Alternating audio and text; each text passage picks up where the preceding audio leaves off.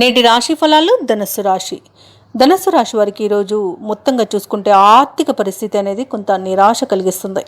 ఇక ముఖ్యమైన పనులన్నీ కూడా వాయిదా వేయాల్సి వస్తుంది. ఎందుకంటే అడుగడుగున ఆటంకాలే కనిపిస్తున్నాయి.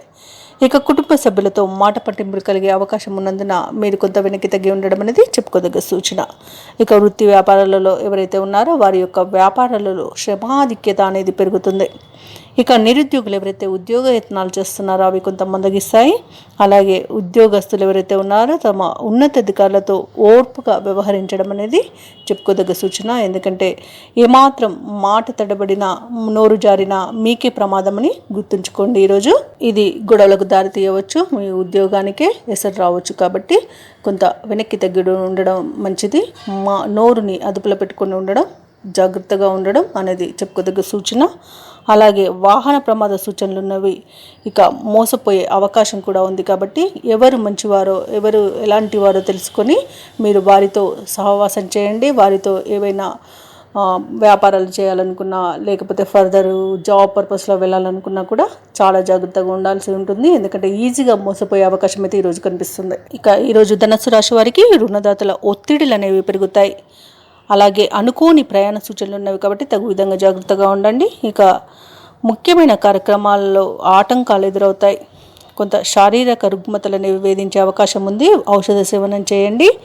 వైద్య సంప్రదింపులు చేస్తే ఇంకా మంచి జరుగుతుంది. ఇక వ్యాపార వాణిజ్యవేత్తలు ఎవరైతే ఉన్నారో వారికి ఈరోజు వ్యాపారాలు అనేవి సాధారణంగా కొనసాగుతాయి.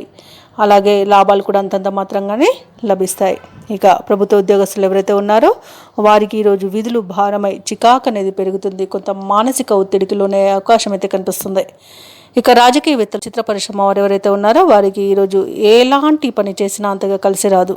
ఇక విద్యార్థులు తమకు కావలసిన ఫలితాలు లభించక కొంత ఒత్తిడిలోనే అవకాశం ఉంది. కాబట్టి కుటుంబ సభ్యులు వారిని కాస్త జాగ్రత్తగా చూసుకోవడం అనేది చెప్పుకోదగ్గ సూచన. ఇక మహిళలకి కావలసిన వారితోనే విభేదాలు అనేవి ఏర్పడతాయి. వారి బంధం దూరమయ్యే అవకాశం కనిపిస్తుంది. కాబట్టి జాగ్రత్త వహించండి.